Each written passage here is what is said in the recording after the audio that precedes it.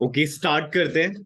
तो ये part two है, ठीक है। इससे पहले मैंने इससे ऊपर वाला सारा करवा दिया है, कंजम्पशन सेविंग, ठीक है। फिर भी एक बार ग्लिम्पसेस दे देता हूँ, ठीक है, थोड़ा सा ग्लिम्स दे रहा हूँ। एक तो हमें ब्रेक इवन पॉइंट याद रहना चाहिए, ठीक है, कि कंजम्पशन ब्रेक इवन पॉइंट का मतलब होता है जब कंजम्पशन और इनकम इक्वल होता है, ठीक है। जब कंजम्पशन और इनकम इक्वल होता है उसे हम कहते हैं ब्रेक इवन पॉइंट। जब इनकम जीरो होता है और कुछ कंजम्पशन हो रहा होता है उसे हम कहते हैं ऑटोनॉमस कंजम्पशन, ठीक है। उसके बाद एपीसी का फॉर्मूला पता होना चाहिए, कंजम्पशन अपॉन इनकम। एमपीसी का फॉर्मूला होता है change in consumption upon change in income. फिर एपीएस का फॉर्मूला होता है सेविंग अपॉन इनकम। और एमपीएस का फॉर्मूला होता है change in saving upon change in national income, ठीक है। APC plus APS equal to 1 होता है और MPC plus MPS equal to 1 होता है। चलो अब स्टार्ट करते हैं, ठीक है। और जिसने पिछली वीडियो नहीं देखी है उसके लिए भी कोई डेंजर वाली बात नहीं है, ठीक है, क्योंकि पिछले से उतना रिलेटेड नहीं है, ठीक है। जब न्यूमेरिकल्स आएंगे तब रिलेट होगा, वैसे अभी जो टॉपिक्स है वो उतना रिलेटेबल नहीं है। Investment refers to expenditure incurred on creation of new capital stock, ठीक है। Creation of new capital stock का मतलब है मशीनरी, बिल्डिंग, ये सब बिल्डअप होना, ठीक है। तो it includes the expenditure incurred on assets like machinery, building, equipment, raw material etcetera. Raw material कब? जो एट द ईयर एंड रह जाता है, जो एट द ईयर एंड रह जाता है रॉ मटेरियल, वो उसकी बात कर रहा है, ठीक है। Lead to increase in the productive capacity of the economy. The investment expenditure is classified under two heads, ठीक है। अगर मैं इन्वेस्टमेंट कह रहा हूं तो वो स्टॉक होगा, और अगर मैं चेंज इन इन्वेस्टमेंट कह रहा हूं तो फ्लो होगा, ठीक है। अगर मैं ग्रॉस इन्वेस्टमेंट कह रहा हूं तो स्टॉक होगा, और अगर मैं नेट इन्वेस्टमेंट कह रहा हूं तो फ्लो होगा। तो एक इंड्यूस इन्वेस्टमेंट होता है और एक ऑटोनॉमस इन्वेस्टमेंट होता है। इंड्यूस इन्वेस्टमेंट का मतलब क्या है? अगर मेरा प्रॉफिट होगा तो मैं और ज्यादा इन्वेस्ट करूंगा, और अगर मेरा प्रॉफिट नहीं होगा तो मैं इन्वेस्ट नहीं करूंगा, ठीक है। तो इंड्यूस इन्वेस्टमेंट का मतलब होता है ये प्रॉफिट ओरिएंटेड वाली चीज है। पहले मेरी इनकम इतनी हो रही थी जब मैंने इन्वेस्ट किया था, 5,000, ठीक है। तो 500 इनकम हो गई थी तो मैंने और जाकर इन्वेस्ट कर दिया, ठीक है। तो अब मेरी इनकम ही हो रही है। तो अगर मुझे दिखता है कि प्रॉफिट एक्सपेक्टेशन है तो मैं इन्वेस्ट ज्यादा करूंगा, और अगर मुझे दिखता है कि प्रॉफिट एक्सपेक्टेशन नहीं है तो मैं इन्वेस्ट कम करूंगा। तो induce investment refers to investment which depend upon the profit expectation and is directly influenced by the income level. It is income elastic. Elastic क्यों बोला है? इलास्टिक का मतलब होता है चेंज आएगा, ठीक है। इनकम इलास्टिक क्यों बोला है? अगर मान लो कि इनकम में चेंज आ रहा है तो इन्वेस्टमेंट में भी चेंज आएगा, ठीक है। It increases with increase in income and vice versa, ठीक है। तो as figure 7.10 induce investment curve, तो ये तो तुम्हें समझ आ ही रहा होगा। और वहीं अगर लॉस हो रहा होता तो ऐसे हो जाता, ठीक है। प्रॉफिट में वो अपवर्ड जाएगा और लॉस में वो डाउनवर्ड जाएगा। ऑटोनॉमस का मतलब क्या होता है? चाहे मैं 5 लाख कमा लू उस इन्वेस्टमेंट से, चाहे मैं 10 लाख कमा लू, जो मैं इन्वेस्टमेंट करूंगा वो एक ही कर रहा हूं, 10 लाख, ठीक है। तो ऑटोनॉमस इन्वेस्टमेंट जो है वो सोशल वेलफेयर के लिए होता है, ठीक है। अगर गवर्नमेंट ने बोला वो स्कूलिंग को 5 लाख देगा तो हर साल 5 लाख देगा, चाहे उससे आउटपुट आए या ना आए, ठीक है। तो autonomous investment refers to the investment which is not affected by the change in the level of income and is not induced solely by profit motive. It is income inelastic, ठीक है। Income in elastic क्यों बोला है? क्योंकि अगर income में change भी आएगा तब भी उसकी इन्वेस्टमेंट में कोई चेंज नहीं आएगा। It is not influenced by the change in income as seen in figure 7.1। वो स्ट्रेट जा रहा है पैरेलल टू एक्स एक्सिस, चाहे आप इतना कमा लो चाहे आप इतना कमा लो। The amount of investment remain constant, ठीक है। तो autonomous investment are generally made by the government on infrastructural activity. The level of autonomous investment depend upon the social, economic, and political condition of the country. So such investment change when there is change in the technology or discovery of new resources or growth of population. Induce investment must versus autonomous investment. Motive की बात करते हैं. Induce investment, it is driven by profit motive, that is it depend upon profit expectation. और autonomous investment, it is done for social welfare and not for profit. Income elasticity, तो ये income elastic होते हैं। Induce investment increase with increase in income, ठीक है। और ये unaffected with change in the level of income.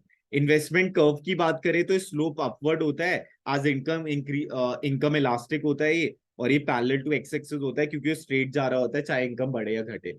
Sector तो ये प्राइवेट सेक्टर करता है और ये जो है वो गवर्नमेंट सेक्टर करता है। एक बार देख लो, कोई दिक्कत है तो बताओ। देख लो ये।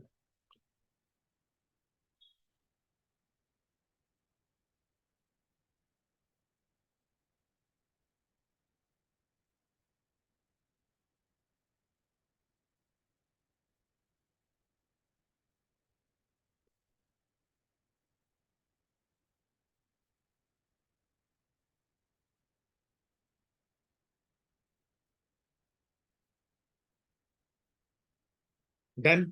चलो अब नेक्स्ट पे आते हैं, डिटर्मिनेंट्स ऑफ इन्वेस्टमेंट।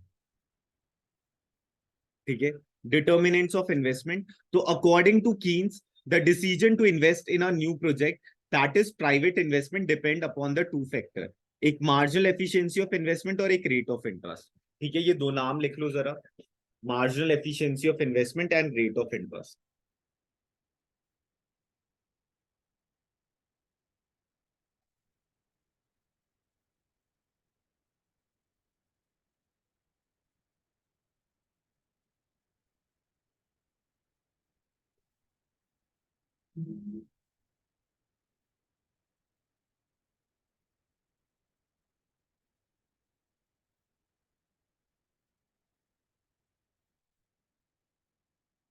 करें, ओके। अब ध्यान से सुनना, मार्जिनल एफिशिएंसी ऑफ इन्वेस्टमेंट का मतलब क्या है। देखो, marginal efficiency of investment simple सी बात है। अगर मान लो इकोनॉमी में रेट ऑफ बोरोविंग सस्ता होगा, अगर इकोनॉमी में रेट ऑफ बोरोविंग सस्ता होगा तो इन्वेस्टमेंट ना ज्यादा होगी।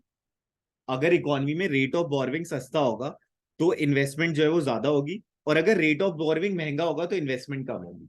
ठीक है, ये पहली चीज समझ आ गई। ठीक है, अब रेट ऑफ बोरोविंग को इन्होंने रेट ऑफ इंटरेस्ट कह रखा है। ठीक है, अब ध्यान से सुनते हैं नेक्स्ट है। मार्जिनल एफिशिएंसी ऑफ इन्वेस्टमेंट के दो टाइप है, एक है सप्लाई प्राइस और एक है आपका प्रोस्पेक्टिव व्यू।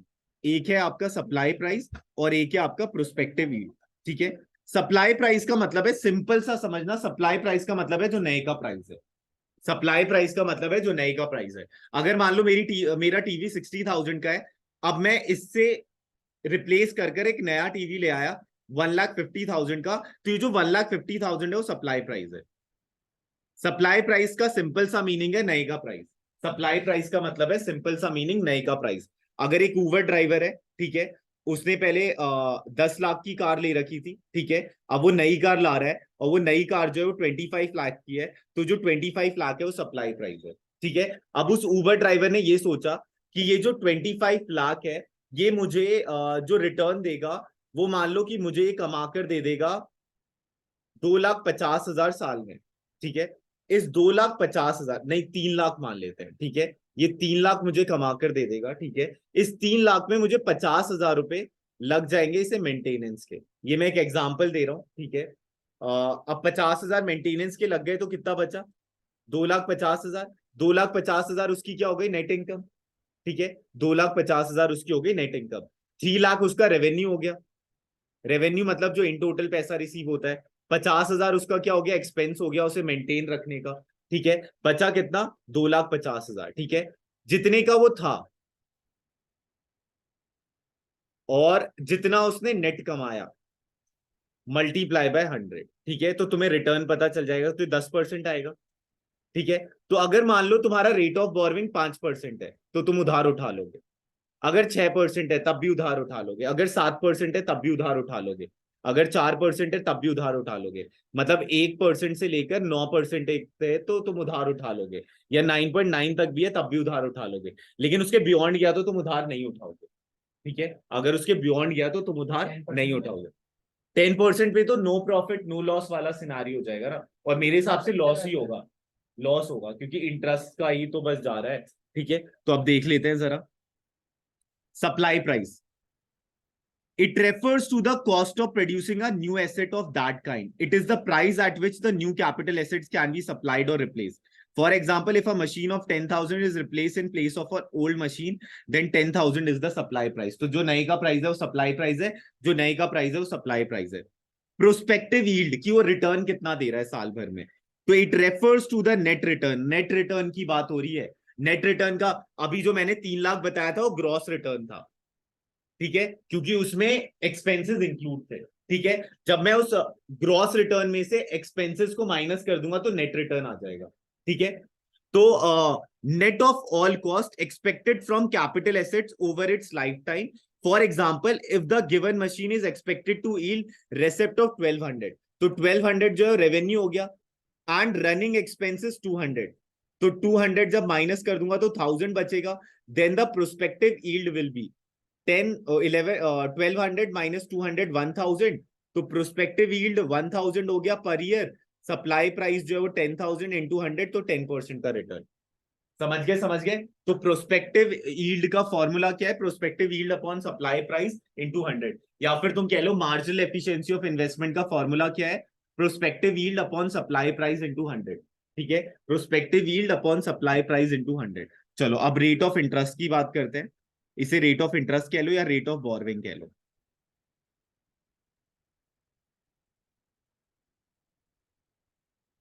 और अगर मान लो रेट ऑफ बोरविंग ज्यादा होगा तो फिर क्या होगा, सेविंग रेट बढ़ जाएगा, मतलब सेविंग जो है बढ़ जाएगा, क्योंकि लोग जो है फिर वो क्या करेंगे, लोग अपना पैसा सेव ही कर लेंगे, और जो प्राइवेट सेक्टर के पास भी पैसा पड़ा है वो सेव कर लेगा।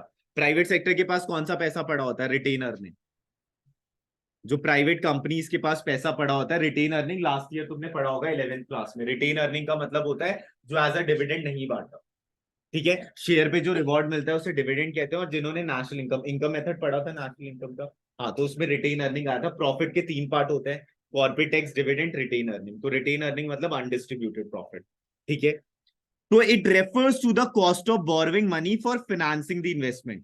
There exists an inverse relationship between rate of interest and the volume of investment. At high rate of interest, investment spending will be less and vice versa. ठीक है, अब यहां पर जो तुम्हें सिखाने वाले वो ये सिखाने वाले, यहां मैं लिखूंगा मार्जिनल एफिशिएंसी ऑफ इन्वेस्टमेंट और यहां पर मैं लिखूंगा रेट ऑफ इंटरेस्ट, ठीक है। तो अगर मान लो मार्जिनल एफिशिएंसी ऑफ इन्वेस्टमेंट 15% है और रेट ऑफ इंटरेस्ट जो है वो 10% है, तो इन्वेस्टमेंट बढ़ेगा, ठीक है, क्योंकि रिटर्न 5% का एक्स्ट्रा आ रहा है ना। तो मॉरल ऑफ द स्टोरी क्या है, अगर ये चीज बढ़ी मिलेगी और ये चीज घटी हुई मिलेगी तो इन्वेस्टमेंट ज्यादा होगा, और अगर ये हो जाएगा तो इन्वेस्टमेंट डाउन हो जाएगा, ठीक है। तो अगर मार्जिनल एफिशिएंसी ऑफ इन्वेस्टमेंट ज्यादा है तो फिर क्या होगा, वो बोरविंग भी ज्यादा होगा, ठीक है, ठीक है, और इन्वेस्टमेंट ज्यादा है तो इक्वल हो गया तो नहीं होगा, फिर तो इक्वल ही रहेगा, सेम रहेगा, ठीक है। तो मतलब कुछ एड ऑन नहीं होगा फिर, ठीक है। So the profitability of an investment can be worked out by comparing marginal efficiency of investment with rate of interest. If marginal efficiency of investment is greater than rate of interest, then investment is profitable.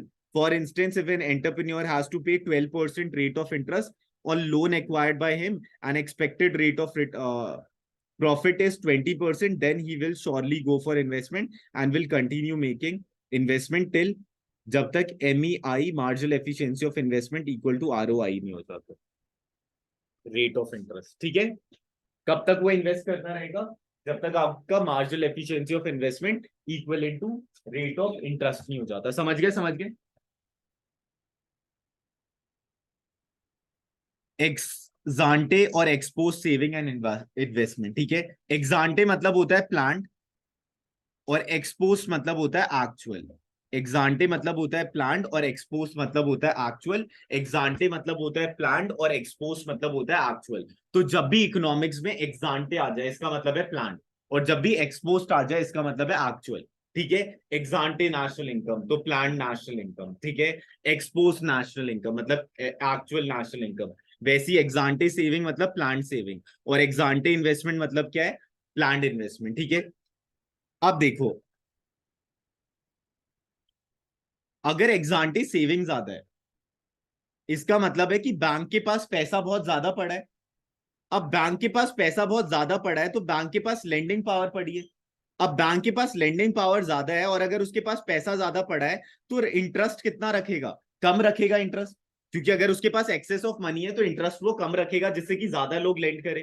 अब ज्यादा लोग land करेंगे तो productive activity ज्यादा होगी, productive activity ज्यादा होगी तो एम्प्लॉयमेंट ज्यादा होगा, एम्प्लॉयमेंट ज्यादा होगा तो उससे क्या होगा, लोग अर्न कर पाएंगे, लोग अर्न कर पाएंगे तो टैक्स ज्यादा भरेंगे, टैक्स ज्यादा भरेंगे तो इंफ्रास्ट्रक्चर पे खर्च होगा, इंफ्रास्ट्रक्चर पे खर्च होगा तो और ज्यादा फॉरेन डायरेक्ट इन्वेस्टमेंट आएगा, और ज्यादा फॉरेन डायरेक्ट इन्वेस्टमेंट आएगा तो इकोनॉमी और ज्यादा ग्रो होगी, और ज्यादा ग्रो होगी तो अब इकोनॉमी कमा रहा है तो एक स्टैंडर्ड ऑफ लिविंग, क्या हुआ, कुछ गलत कहा क्या? सर इसमें थोड़ी कंफ्यूजन हो गई है।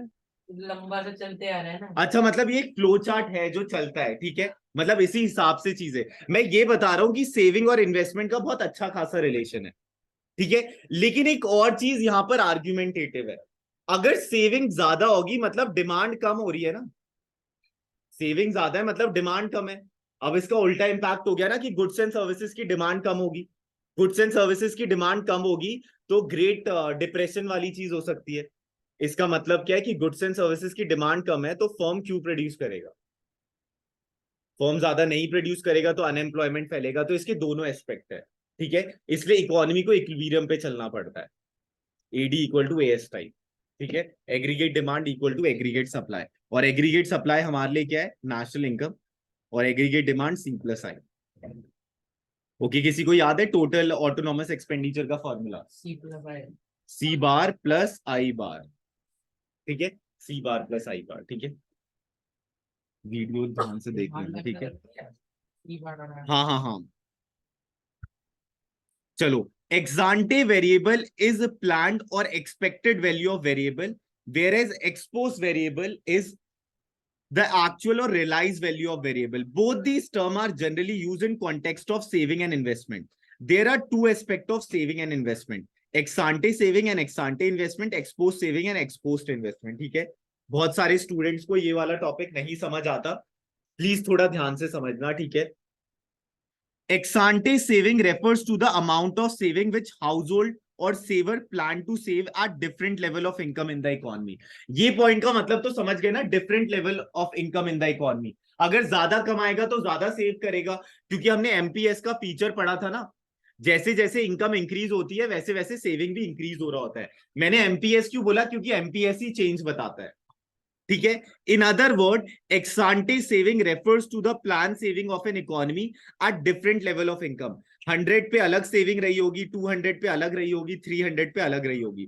द अमाउंट ऑफ एक्सांटे और plan saving is given in the saving function और propensity to save, saving function और प्रोपेंसिटी टू सेव।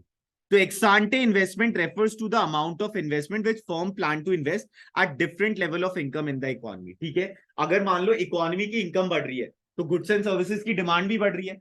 जब गुड्स एंड सर्विसेज की डिमांड बढ़ रही है तो फर्म क्या चाहेगा, वो और कैपेसिटी में गुड्स एंड सर्विसेज प्रोड्यूस करे।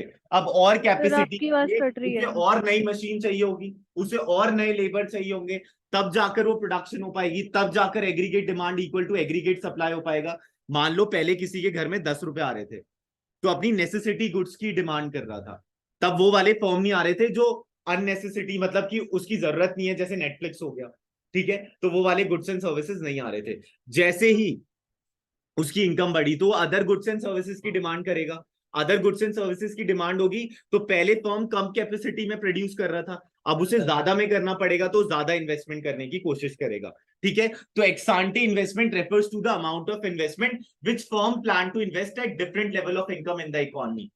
तो द अमाउंट ऑफ एक्सांटे और planned investment is determined by the relation between investment demand and the rate of interest. ये तो हमने पढ़ लिया कि रेट ऑफ इंटरेस्ट पे भी डिटरमाइन करता है कि इन्वेस्टमेंट कितनी होगी, ठीक है। That is investment demand function. तो ex ante can also be termed as intended, ये लिख लेना, प्लान्ड, वॉलेंट्री और डिजायर्ड, ठीक है। तो एक्सांटे के ये अलग अलग सिनोनिम्स है, एक्सांटे के लिए अलग अलग सिनोनिम्स है।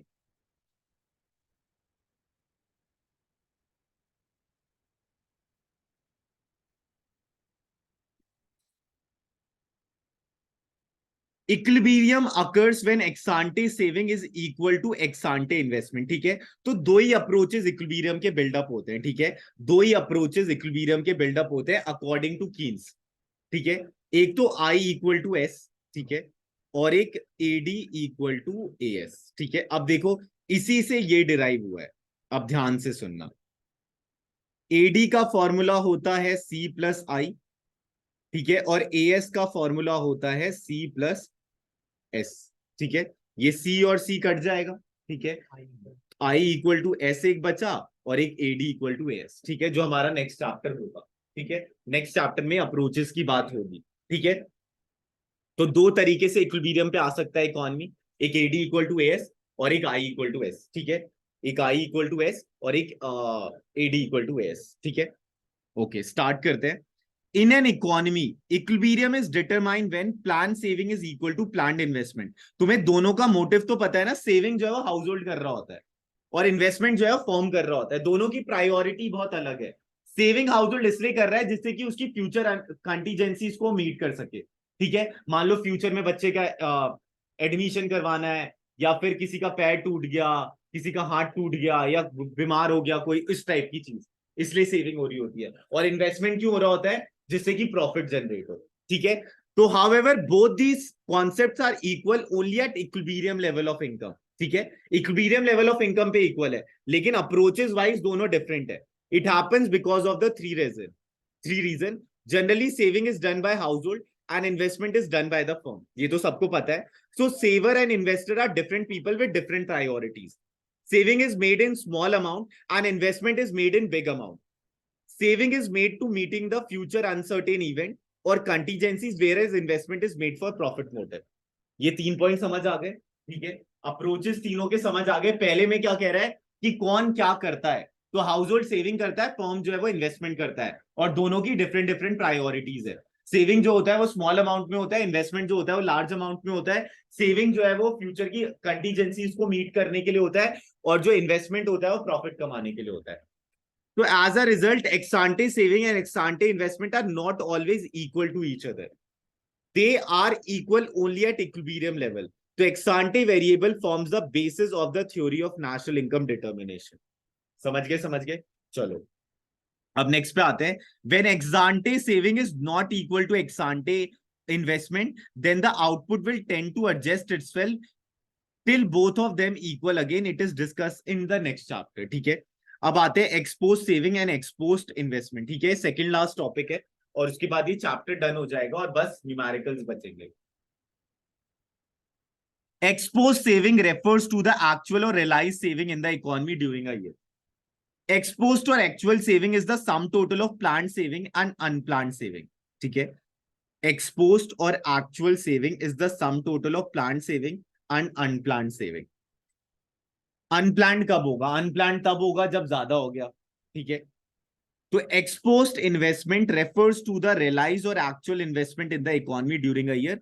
तो एक्सपोज्ड और actual investment is the sum total of planned investment and unplanned investment. ठीक है, तो एक फॉर्मूला बिल्डअप यही हो पा रहा है। एक्सपोज्ड इन्वेस्टमेंट का मतलब है equal to planned plus unplanned investment, और एक्सपोज्ड सेविंग का मतलब है प्लान्ड प्लस अनप्लान्ड सेविंग। ठीक है, so it must be noted that exposed saving and exposed investment are equal at all level of income. This equality between the two is brought by fluctuation in income. So planned value of variable are ex ante measure, whereas realized value of variable are ex post measure. So the significant distinction between ex ante and ex post is that all variable in the theory of income determination and ex ante variable, that is ex ante variable, form the basis theory of national income. बस तुम्हें यहां पर moral of the story है, ex post और एक्सांटे तो समझ आ गया ना, और एक्सपोज सेविंग का फॉर्मूला, प्लान सेविंग और अनप्लान सेविंग।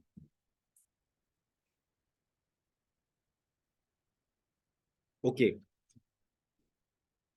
नेक्स्ट आते हैं full employment, involuntary unemployment. Full employment का मतलब होता है जितने भी लोग काम करने लायक थे, ठीक है, और उस पर्टिकुलर वेज रेट पे रेडी थे काम करने को, उन सबको काम मिल गया। ठीक है, 1000 लोग थे जो स्किल थे और 1000 जॉब अवेलेबल थी, एग्जिस्टिंग वेज रेट पे रेडी थे काम करने को और उन्हें जॉब मिल गई, तो उसे मैं कह दूंगा फुल एम्प्लॉयमेंट। ठीक है, जितने लोग रेडी थे इकोनॉमी में काम करने के लिए और एग्जिस्टिंग वेज रेट पे रेडी थे काम करने को, उसे हम कह देंगे फुल एम्प्लॉयमेंट। अब फुल एम्प्लॉयमेंट के अंदर भी दो अनएम्प्लॉयमेंट आते हैं, एक फ्रिक्शनल और एक स्ट्रक्चरल। ठीक है, इंजीनियरिंग की जॉब है लेकिन मैं तो कॉमर्स कर बैठा हूं, ठीक है, तो मुझे तो जॉब नहीं मिल पाएगी। ठीक है, तो वो कहलाएगा स्ट्रक्चरल अनएम्प्लॉयमेंट। स्ट्रक्चरल अनएम्प्लॉयमेंट का मतलब है कि जॉब खाली है लेकिन उस बंदे के पास स्किल नहीं है कि वो जॉब कर सके। फ्रिक्शनल का मतलब है, फ्रिक्शनल को ऐसे समझना, अभी मान लो मैं करंटली जॉब कर रहा हूं HDFC बैंक में, ठीक है, 8 लाख पर एनम मेरा पैकेज है। ठीक है, 8 लाख पर एनम मेरा पैकेज है। ठीक है, अब मेरी जॉब जो है मैंने स्विच करने का सोचा, और मैंने सोचा कि अब मैं सिटी बैंक में जॉब करूंगा, ठीक है। अब HDFC बैंक की टर्म्स एंड कंडीशन ये थी कि भाई जब भी आपको यहां से पूरा निकलना होगा, स्विच करना होगा, ठीक है, या जॉब छोड़ना होगा, तो आपको 2 महीने का टेन्योर देकर जाना पड़ेगा, ठीक है। और सिटी बैंक में ये था कि 2 महीने की जो भी आप जॉब छोड़ोगे उसके 1 महीने बाद की ज्वाइनिंग है, ठीक है। तो 1 महीने तक मैं अनएम्प्लॉयड रहूंगा, ठीक है। तो जो 1 महीने तक मैं अनएम्प्लॉयड रहा हूं उसे फ्रिक्शनल कहेंगे, ठीक है। जब दो जॉब के बीच में, ठीक है, जो एक टाइम गैप आ जाता है कि एक जॉब छोड़ दी और दूसरे जॉब की ज्वाइनिंग जो है वो थोड़े दिन बाद है, तो उस पर्टिकुलर जितने दिन आपने काम नहीं किया किसी भी फर्म के अंदर, ठीक है, वो कहलाएगा आपका फ्रिक्शनल अनएम्प्लॉयड, ठीक है। स्ट्रक्चरल में स्किल लैक करता है और फ्रिक्शनल में क्या होता है, फ्रिक्शनल में टाइम गैप होता है, ठीक है। अब जरा पढ़ देते हैं। Full employment refers to a situation in which all those people who are willing and able to work at the existing wage rate get work without any undue difficulty. Generally, the term full employment means there is no unemployment. That is, everyone gets work. It means demand for labor is equal to demand for supply for labor. However, in macroeconomics, there can be some types of unemployment even during full employment. It means full employment does not stand zero. ठीक है, full employment does not stand for zero unemployment or percent of employment. Under full employment, there can be two types of unemployment: frictional unemployment. It refers to a temporary unemployment which exists during the period wherein workers leave one job and join some other. It arises due to labor market imperfections such as lack of market information about ability of job and lack of perfect mobility on the part of worker, introduction of new machine, nationalization in the production or break. तो इन्होंने इसे ऐसे भी explain कर रखा है कि तुमने एक जॉब छोड़ दी और दूसरे जॉब के लिए तुम रेडी हो रहे हो, तो जितना टाइम तुमने रेडी होने के लिए लगाया वो भी फ्रिक्शनल अनएम्प्लॉयमेंट कहलाएगा, ठीक है। और स्ट्रक्चर में क्या हो जाएगा, it refers to the unemployment in which people remain unemployed due to mismatch between unemployed person and demand for specific type of worker. It is associated with structural changes in the economy. अब मान लो auto driver की job खाली है, लेकिन अब इंसान पढ़ लिख गया है तो ऑटो ड्राइवर क्यों करेगा, इस टाइप की चीज, ठीक है। For example, due to computerisation worker do not possess enough knowledge of computer will be unemployed until they do some computer course or training, ठीक है। और जितने टाइम उसने कंप्यूटर कोर्स और ट्रेनिंग किया है उतने टाइम वो फ्रिक्शनल भी कह सकता है अपने आप को, ठीक है। स्ट्रक्चरल, वो जॉब नहीं मिल पाई तो स्ट्रक्चरल हो गया, ठीक है। और जब तक वो सीख रहा है और उस ड्यूरेशन वो किसी के अंडर काम नहीं कर रहा तो फ्रिक्शनल हो गया, ठीक है। तो the presence of these two types of unemployment is referred to as natural rate of unemployment, ठीक है, नाम लिख लेना। The presence of these two types of unemployment is called. तो अगर क्वेश्चन आ जाए कि explain natural rate of unemployment, तो वो दो नाम लिख लेना, frictional unemployment and structural unemployment. So it must be noted that the concept of full employment is explained only in the context of labor force, that is working population. Working population मतलब 18 से 60 साल की उम्र वाले बंदे, ठीक है, and not the total population. Labor force refers to that part of population which is physically and mentally able and at the same time willing to work, ठीक है। तो लेबर फोर्स का मतलब पता चल गया ना, जो विलिंग है और एबल है वर्क करने के लिए, ठीक है।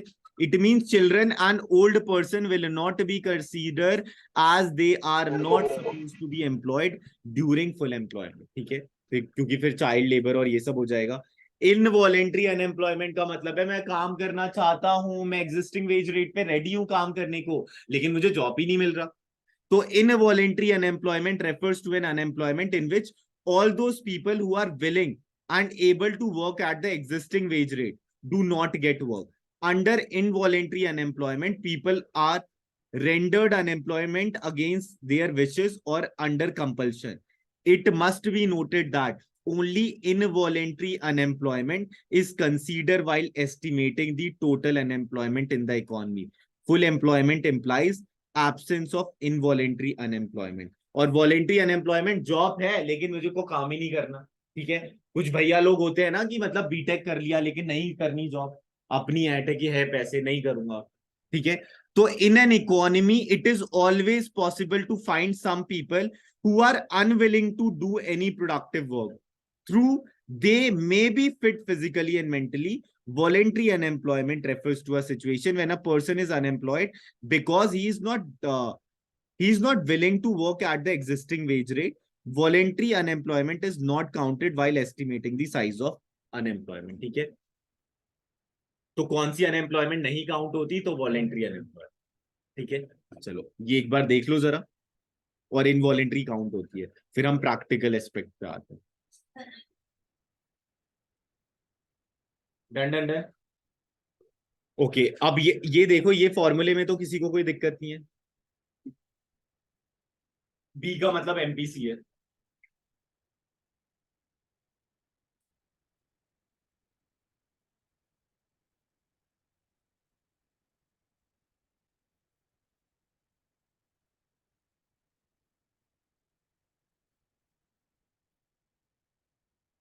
ये सारे फॉर्मूले अप्लाई होने वाले हैं. ठीक है,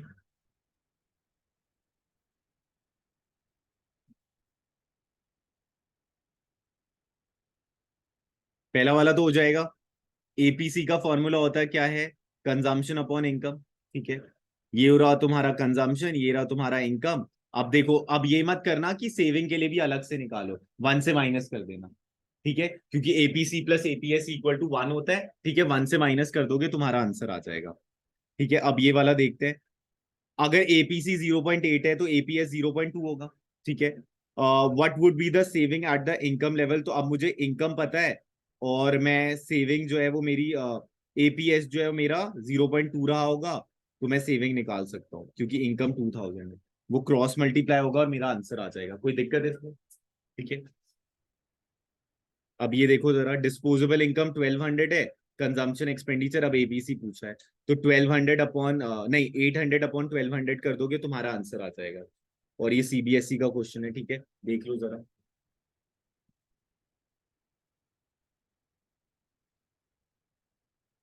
पक्का देख लेना वीडियो. ठीक है, तो जल्दी हो जाएगा कोर्स. कुछ ना समझ आए मैसेज कर देना. Done done done. Next next करें. ठीक है, ये सारे क्वेश्चंस वैसे ही हैं. ठीक है, एमपीसी के लिए क्या होगा? चेंज देखने के लिए तो पहला लेवल जो होगा वो 0 ही होगा. डैश रहेगा ना पहला लेवल, क्योंकि किसी भी चीज को कंपेयर करने के लिए दो चीजें चाहिए. ठीक है, तो ये आपको 12 तक तो सेम मिलेगा. 12 वाला देखो, कोई दिक्कत है किसी को?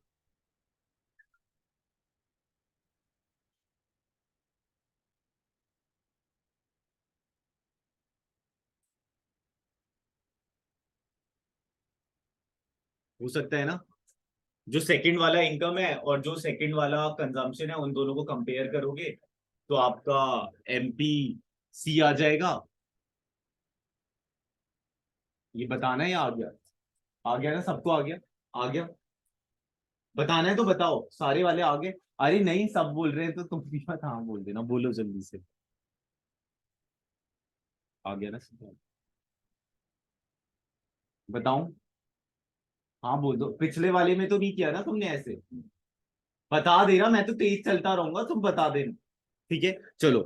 Given the national income is 80, तो y इक्वल टू 80 हो गया. ठीक है, and the consumption expenditure is 64, तो ये सी जो है वो 64 हो गया. Find the average propensity to save. तो अगर आप नेशनल इनकम का 80 में से 64 खा जा रहे हो, तो बचा कितना आपके पास? 64 को 80 बनाने के लिए कितना चाहिए? 16 चाहिए. तो 16 आपकी सेविंग हो जाएगी, क्योंकि इनकम दो ही जगह तो डिस्ट्रीब्यूट हो रहा होता है, कंजम्पशन और सेविंग. ठीक है, तो अगर ये आपका 64 है तो ये तो आपका 16 ही होगा. समझ गए? समझ गए. और इनकम तो आपकी 80 है, और एपीएस का फॉर्मूला क्या होता है? Saving upon income. समझ गए ये वाला? ठीक है, उसके बाद क्या बोला है? व्हेन इनकम राइजेस टू 100, तो 80 से 100 हो गया, मतलब 20 का चेंज है. सर ये वाला समझ नहीं आया कि कौन सा 80 वाला? माइनस 64 क्यों करा है? रुक जाओ, तुम्हारी आवाज कम आ रही है. हेलो. सर ये बोलो. चीज नहीं समझ आई कि सेविंग अपॉन इनकम है तो 80 माइनस 64 क्यों करा? अच्छा देखो,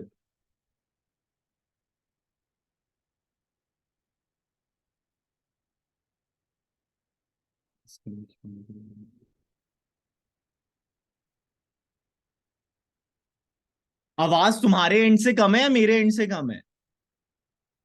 सर यहाँ से तो सही आ रही है. ठीक है, अब ओके. देखो, तुम्हें ये तो पता है ना कि जो इनकम है वो equal to consumption plus saving होता है। हाँ जी सर। तो ये आपका 80 था हाँ और जी जो आपका सर। कंजम्पशन था वो 64 था, तो ये जो गैप होगा वो कितना होगा, समझे? हाँ जी सर। तो आपसे वो एपीएस माइनस पूछे हो तो गया। एपीएस का फॉर्मूला क्या होता है, सेविंग अपॉन इनकम। तो आपकी सेविंग हो गई 16 और इनकम हो गया आपका 80। हाँ जी समझ सर, गए? Got it. हाँ जी। ओके। उसके बाद पूछा है when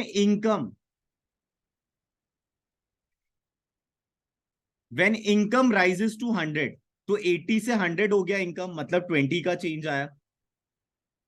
and consumption expenditure 78 CR, ठीक है। तो 64 से 78 हो गया तो कितना हो गया चेंज, 14 का change in consumption 14। What will be the average, अब देखो एवरेज प्रोपेंसिटी टू कंज्यूम पूछा है, तो एवरेज प्रोपेंसिटी टू कंज्यूम किसका पूछा है, इसका।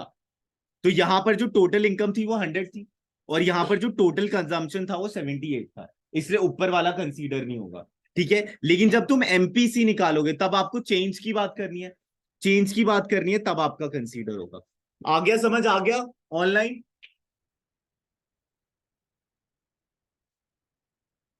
सृजन, शुभ और निश्चय, सेगल आ गया? हाँ जी सर, आ गया।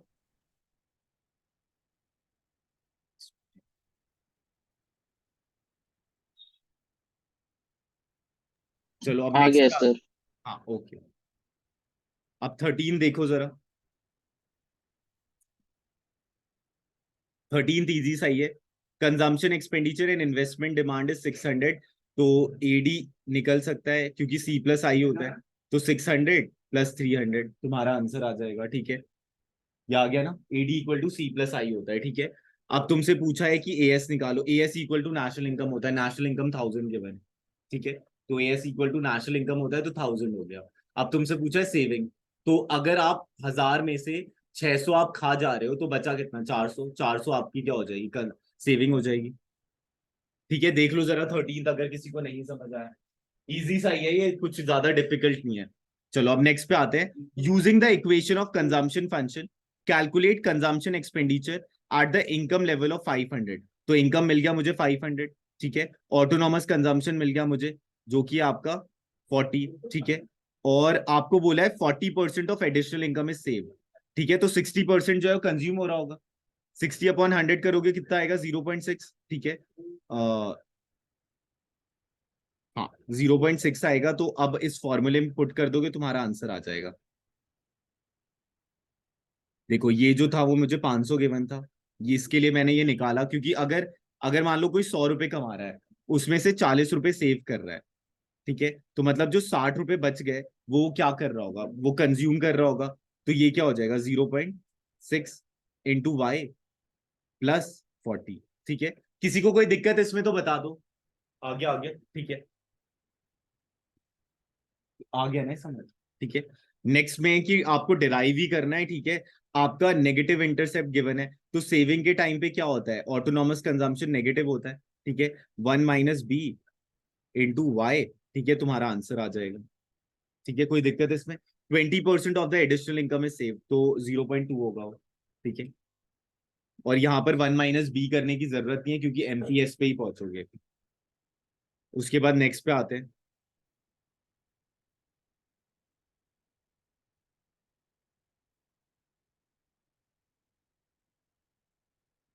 तो ये मेरा +20 हो जाएगा, प्लस ये 0.3 है तो ये 0.7 हो जाएगा, ठीक है। एंड इन 2000 तुम्हारा आंसर आ जाएगा, क्योंकि तुमसे बोला है कि ये जो आपको गिवन है सेविंग फंक्शन गिवन है, आपको इसे कंजम्पशन फंक्शन के डोमेन में निकालना है। तो ये नेगेटिव ऑटोनॉमस कंजम्पशन था तो उधर जाकर तो पॉजिटिव हो जाता है। ये 0.3 एमपीएस रहा होगा क्योंकि 1 - b होता है, ठीक है। तो ये कितना आ जाएगा, 0.7। क्या नहीं आ रहा क्या तुम्हें, पक्का? अगर तेज लग रहा है तो बताओ। आ रहा है, ठीक है ठीक है, तुम्हें तुम्हें तो आ रहा है ना, तुम्हें आ रहा है, ठीक है। ओके, ऑनलाइन किसी को कोई दिक्कत? No sir. सर ठीक है। क्लियर है। ओके नेक्स्ट, ये वाला तो कर ही सकते हो, फिर ये वाला मैं बताता हूँ। पूछो क्या करती है।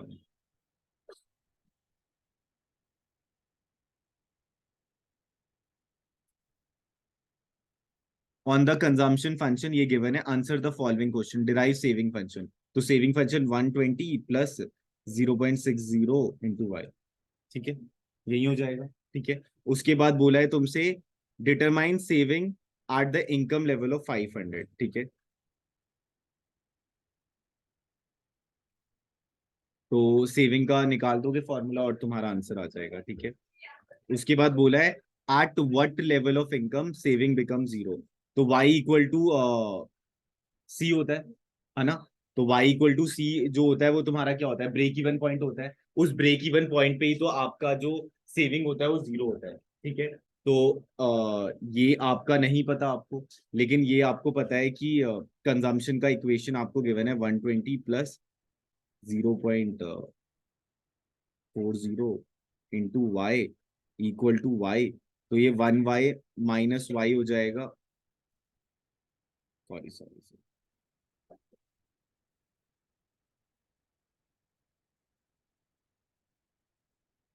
क्या था 0.6 ना, 0.65। ठीक है, तो ये 1y minus 0.6y equal to 120। तो ये 0.4y हो जाएगा। ये 1y क्यों आया ये पता है ना, अगर कुछ नहीं है 1 ही होगा। ठीक है, फिर जब इसे डिवाइड कर दोगे 120 अपॉन 0.4, तो ये ऊपर जाएगा, कितना आएगा 300। ठीक है, तो 300 के इनकम में कंजम्पशन और इनकम इक्वल होगा। ठीक है, ये देख रहे हो।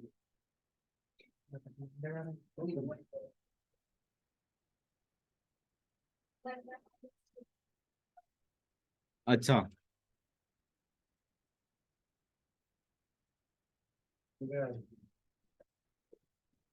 तो यहाँ 0.6 आएगा। ठीक है, सॉरी, समझ गए समझ गए। चलो नेक्स्ट देखो जरा। If MPC is 1/3 of MPS, ठीक है, and the consumption at zero level of national income is 40। तो ये ऑटोनॉमस कंजम्पशन हो गया, zero level of national income, derive consumption function. तो एमपीसी इक्वल टू 1/3 एमपीएस। तो MPC plus MPS equal to 1 होता है, तो 1/3 एमपीएस वैल्यू पुट करोगे तो ये जो है आपका 0.75 आ जाएगा। ठीक है, 1/3 मल्टीप्लाई बाय 0.75, तो 0.25। और उसके बाद जब इक्वेशन में डालोगे तुम्हारा आंसर आ जाना है। ठीक है, एक बार ये कर देखोगे खुद ही आ जाएगा। ठीक है, उसके बाद the consumption function sir is एक बार दिस, वाला क्वेश्चन दिखा दो पूरा। ये वाला। हाँ जी सर। क्या चीज? yes. सर वो स्क्रीनशॉट लेना था इस क्वेश्चन का, ले लिया। ठीक है,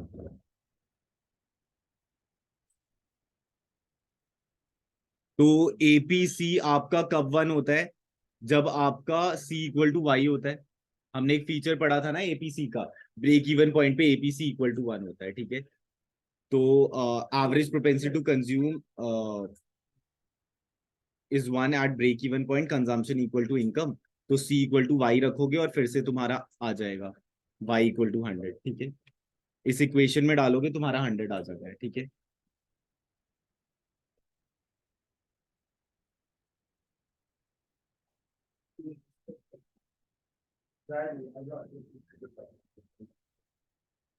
यही है चैप्टर बस। ठीक है, ये चैप्टर डन है। बाकी एक चीज दिखा देता हूँ, उसमें बस 2-3 चीजें देख लेना। तो तुम्हें अगर लगे हॉट्स वाले क्वेश्चंस दिखा देता हूँ। तो अगर तुम्हें लगता है हॉट है वो क्वेश्चन तो फिर बता। न्यूमेरिकल्स,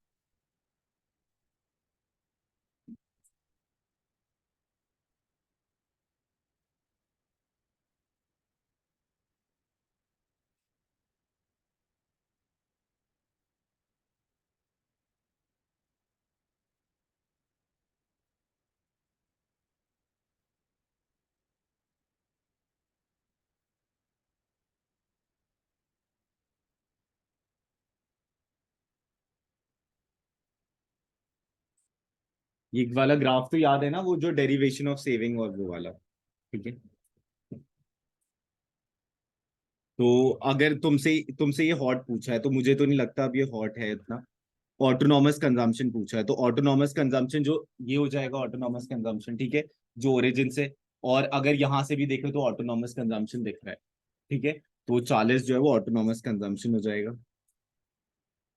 उसके बाद पूछा है what is the break even point, तो या तो ये कह लो या फिर ये कह लो, ठीक है, ब्रेक इवन पॉइंट, ठीक है। ब्रेक इवन पॉइंट के बाद ही तो सेविंग पॉजिटिव होता है, ठीक है, और जब इनकम और कंजम्पशन इक्वल हो जाते हैं तो उसे ब्रेक इवन पॉइंट कहते हैं।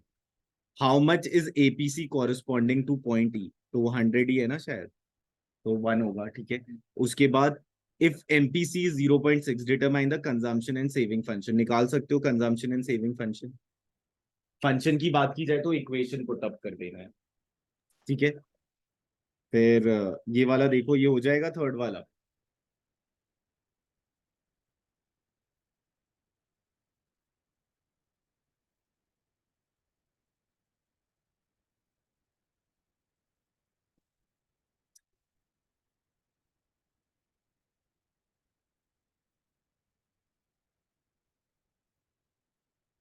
ये आ गया ना समझ?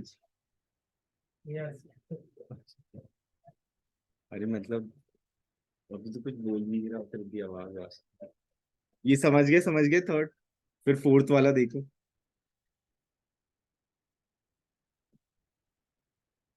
ये याद रखना y equal to C, 3 marks देगा तुम्हें और हाफ ईयरली में 6। डरना आ गया ना ये तो कर लोगे, ड्रॉ स्ट्रेट लाइन, जिसमें ये मैंने पहले एक ग्राफ में भी बनाकर दिखाया था और 2 वाले ग्राफ में भी, ठीक है। तो वही वाला है 45 डिग्री की लाइन खींच कर और डेरिवेशन, ये वाला बहुत इंपॉर्टेंट है।